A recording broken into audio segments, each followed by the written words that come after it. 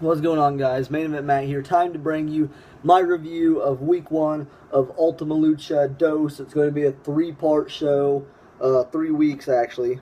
Week 1, then 2, and then 3, and I believe the last one is still 2 hours again. I think they're doing it that way still, but I do believe it's 3 weeks. I think they've said that a few times now. This whole show tonight was based on the Fatal 4-Way Unique Opportunity thing. It was really like the pre-show to the pay-per-view, in my opinion. Like, this is what, if this was like WWE, I would have booked this thing as the pre-show, and then the rest of it is that like the actual card that people care about.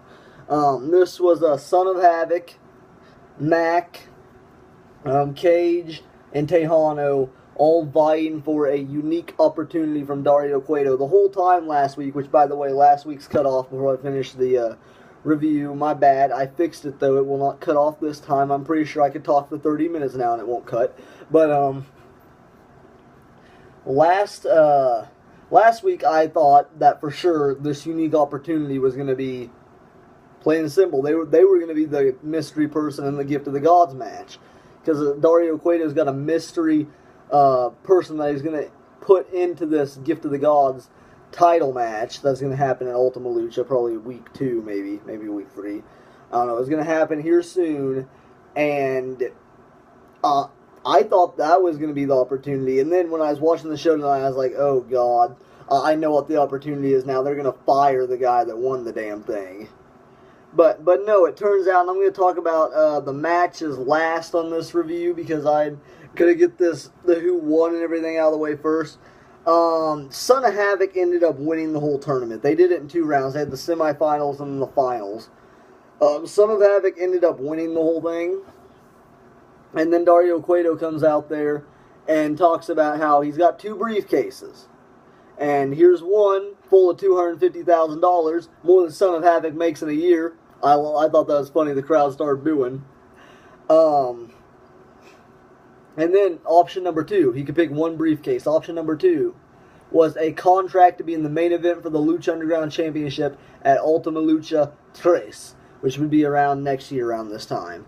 And honestly, I thought that was really weird how it was all the way till then. Like, I thought the gimmick that they were going to do was they was going to make him defend it like on a weekly basis or something, like some bullshit like that. Like this briefcase was going to have to be defended.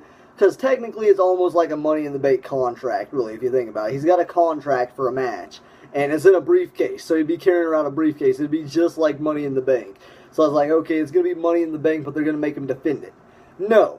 It turns out he gets the freaking briefcase if he can knock off his next opponent tonight. Otherwise, his next opponent gets the $250,000. And guess who comes out to introduce him? The man that beat up the midget last week, Famous B, or maybe it was 2 weeks ago. He comes out and he announces that he's got a new, he's managing a new superstar, and he goes by the name of, what was it? It was Dr. Wagner. I have no fucking clue who this jabroni was. For you Mexico natives or anything, or anyone that studies Lucha Libre a lot is probably like, fuck you right now. But I have no clue who this Dr. Wagner Jr. jabroni is. I just looked at him and I was like, oh god, this guy looks like a jerk off. I was like, oh god, he came out here in the singlet with like a tie-dyed mask.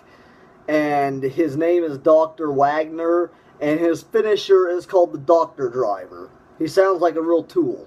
But his finisher is Dana Brooks' Michinoku Driver type thing. Or if you watch My Universe, it's the setup from Nick Richards. But it's like the Samoan Driver, I think is what they call it in the game, if you're familiar with that. I'm not sure what the exact name is. I just call it a modified Michinoku. But they call it the Doctor Driver, and that's his finisher, and let's just say his match was really boring. I didn't give 2 shits about this guy at all. Like, by this time, Son of Havoc was tired of shit, because he already had to wrestle 2 matches in one night. So that was believable. This jerk-off didn't do much, though. Like, from what I seen, he did, like, a, spear, and then he did, which I can't stand that he did a spear, because that's the freaking Reaper's Trident, which is fucking Mil Muertes' finisher. So I didn't like that he used the spear right off the bat.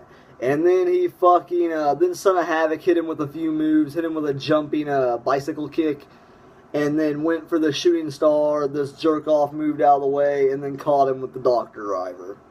So it was really terrible. I do not like this guy at all. He is a complete jackass, and after watching that, Son of Havoc did all these matches just to lose to this jackass in like 2 minutes. So I was just like, okay, great. Moving on, we're going to talk about the matches that led up to that. The first one, Son of Havoc finds out he is facing, well, that's the second one. The first one, we find out Cage is going one-on-one with the Mack. And Dario Cueto comes out and announces that, much like last year when they had the Falls Count Anywhere match, well, this year there's going to be a Falls Count Anywhere match to ensure that it's just as good or better than last year's. And speaking of just as good or better than last year's, the Mania match in my universe, a triple threat, that was fucking sick. Well, I had one on SmackDown this week that's going to be up Sunday, and it was freaking sick. It was better than the Mania match. You get the point. Just check out my universe if you haven't already. Moving on after that basic ad. This match was pretty good. I didn't like it as much as last year's, to be honest, because they did a lot of the same shit. Wicked spot at the start, and Cage was hanging through the ropes on the outside, hanging over him. Mack comes running, crossbody through the ropes. Cage's back bounces off the end of the apron. They fall out to the floor. Fucking, bad bump there. I was just like, oh god, they just hurt themselves. It looked bad. Then there's a spot to where Cage hip tosses the Mack onto the freaking bleachers. And at this point, I'm just, holy shit, they're just trying to kill each other. Then, of course, Mack ends up bringing out the freaking, well, what was the first thing he brought out? The first thing I remember is he brought out the beer or whatever, and then he tried to stunner him. Cage shoved him off or whatever. Then we had, like, a standing moonsault on the outside, a standing running moonsault from the Mack, which was freaking ridiculous. They ended up bringing out pinatas from somewhere. Not even sure where they got the pinatas, but he pulled the pinatas out of the back, and, like, there was candy in them. And I'm not sure if they really did anything with it. I think so. The crowd was just eating the candy. I'm not sure what the point of the pinatas were even. Like, they didn't use them. I thought Cage was going to powerbomb him onto the pinata. Didn't happen. They brought out the stop sign, slammed him on the stop sign. I don't see what the big deal that is. It's practically just like landing on the floor, in my opinion. So they slam him on the stop sign. They're making a big deal out of it, which is hilarious. And then Vampiro says something about it hurts like an MFer, and then Matt Striker on commentary was like a Millennium Falconer, and I just thought that was funny. I just had to bring that up. I don't know why I brought that up. Moving on, then they had, what else did they do? They did the table spot again. Except this time, like, oh yeah, and they're fighting in Dario Cueto's office. That was probably the highlight. They actually go inside his office when he's sitting there in his chair, and they're just beating each other up, and he's just standing there smiling like, this is normal. So then they go out. Cage, it was the Mack. The Mack steals one of Dario Cueto's picture frames off his wall and hits Cage over the head with it, shattered the glass all over Cage's face, so Cage is all bloody. Cage ends up getting put up on a table on the outside only for the Mack to do a frog splash off the guardrail onto Cage through the damn table, which is awesome. Kick out at 2, then all of a sudden Cage pulls out the cinder block. He's looking to end it like last year, but when he goes to stomp him, he slips on the beer on the floor there and misses the cinder block, allowing the Mack to roll up Cage for the 1, 2, 3. And at this point, I'm like, oh, it's okay. I was wanting Cage to win, but Mack win. That was a cool match. Match of the night, easily.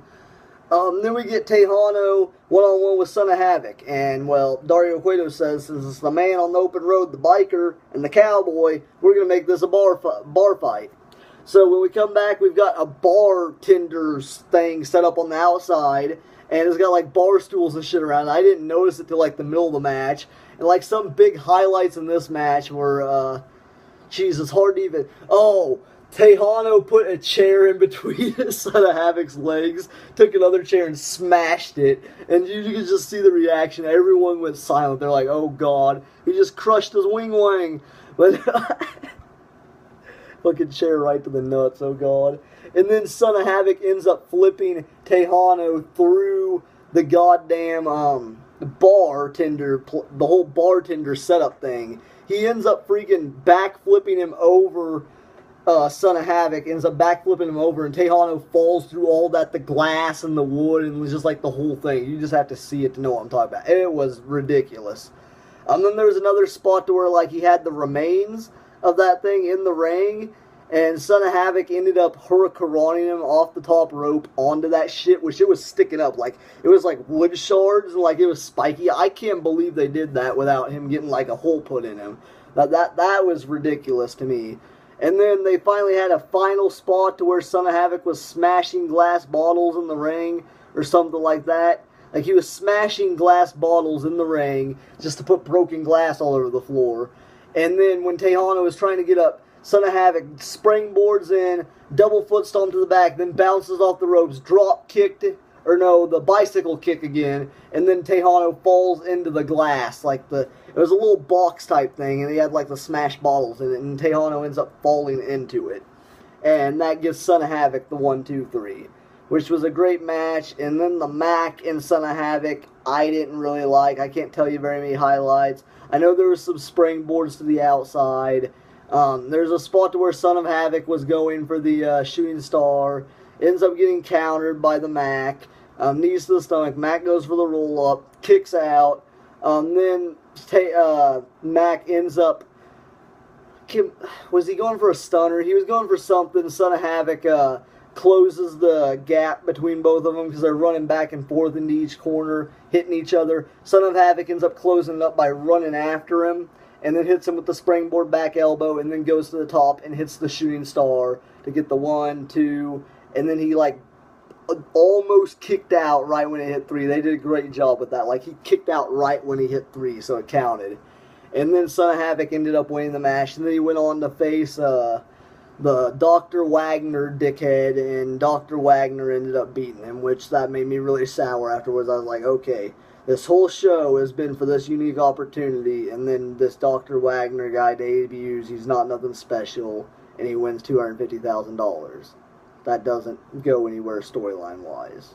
Yeah, he's probably going to have a new sports car now. Like, what was the point of that? Like, that's the problem that I had with it. But other than that, I like this show. Like I've always said, I like Lucha Underground anymore better than NXT, except for last week's episode of NXT. I should have done a review of that, because that was fucking sick. With the Hype Bros, man. Hype Bros and Gargano and Ciampa. I should probably do a review on that match alone, because that match was fucking sick. But nonetheless, or the Final Deletion, that match was sick too. Final Deletion. But no, nonetheless, that was the end of Lucha Underground, Ultima Lucha Dos, Part 1 of 3. Fucking sick. Other than that, make sure and stay tuned for the next 2 weeks, because they're going to be a lot better.